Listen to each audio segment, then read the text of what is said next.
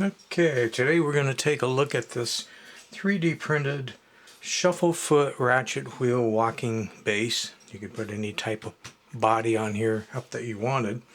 What's different about it is I wanted to know if I could take a standard TT motor, the single shaft type, because they're the easiest to find, or even in the blue with the metal gears, and stick the motor actually in this case, in the left leg, and in the right leg I've stuck 2 AAA batteries.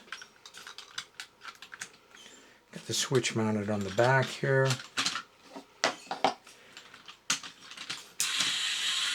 And you can see it shuffle foots right along.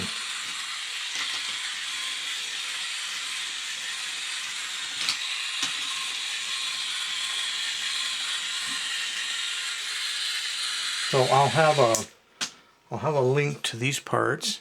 I don't know if I'll ever go ahead and design a body to go on top there, because for me the point of this, the thrill to it, was to find out if it was possible to put a single shaft motor in one leg.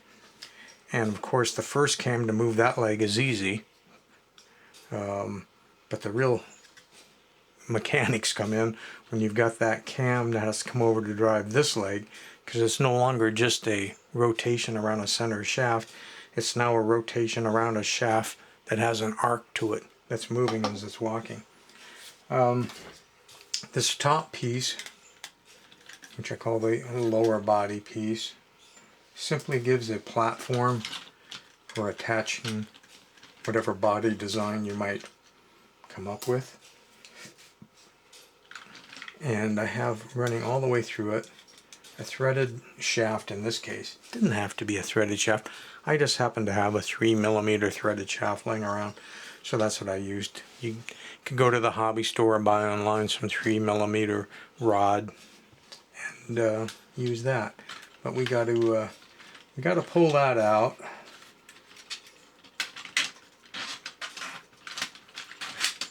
It not only goes through this lower body part, but it also, oops, didn't mean to turn it on. This part prints in your printer this way, no supports required when it's printed in that orientation. So then you have the leg parts.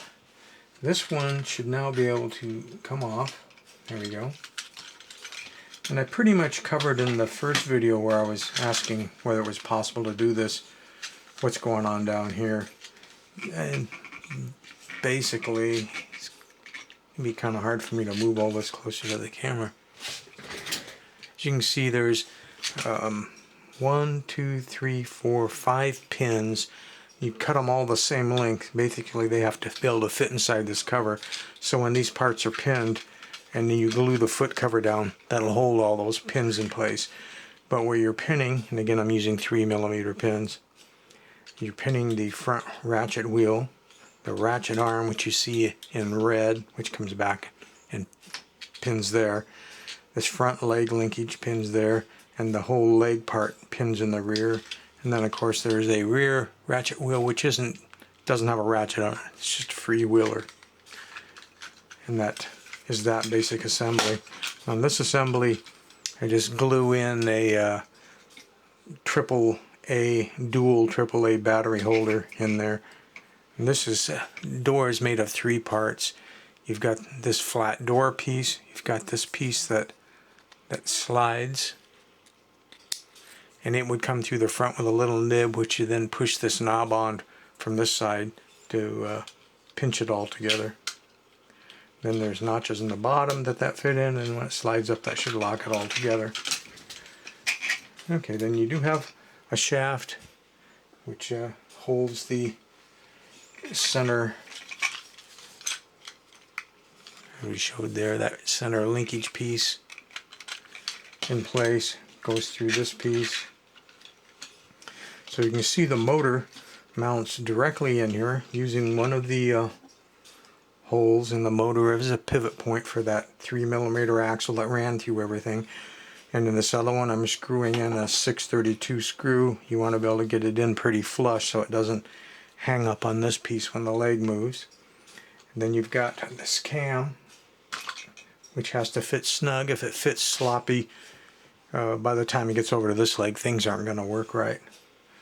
As you can see, it's kind of a funky looking cam. And I actually print this cam with that flat side down on my printer. I print it vertically. I do put a raft around it to add support, and then the supports, of course, come up just for this lower part. That way this printing on the top and it stays all clear and open. You don't have to worry about it jamming up on anything. That. Let's take this axle piece and shove that in like that. And then this part, like that. Take this piece, get your wires all clear, like that. And then you should be able to just use your eyes to sight to line up the hole in the leg and the hole in the bottom body part. You should be able to. There we go. And then that should line up with the middle part. And the only one you can't really see too well is this one over here, but if you kind of visualize the hole on this side of it, it should get you close to starting it. You can almost see it if you look up through the bottom. Here we go. And that fits through there. And almost all the way through. There we go. There we go. Like I say, there's no reason you have to use a threaded shaft. I just had one. You could have used any shaft and put a drop of glue or something on the end of it to keep it from coming off. But I knew I was going to want to take this thing apart and put it together for the video. Okay. Look down in there. Kind of see that. And I mounted the switch. I'm using a standard slide switch I use in all my projects. It's basically 19 millimeters between mounting holes. So if you can find a slide switch that has mounting holes at 19 millimeters apart, it should fit in there. Oh, and then I provided a place for screws, because right now the only thing that's holding this on is that shaft through the back. But this way you can actually screw this piece to this piece, front and rear.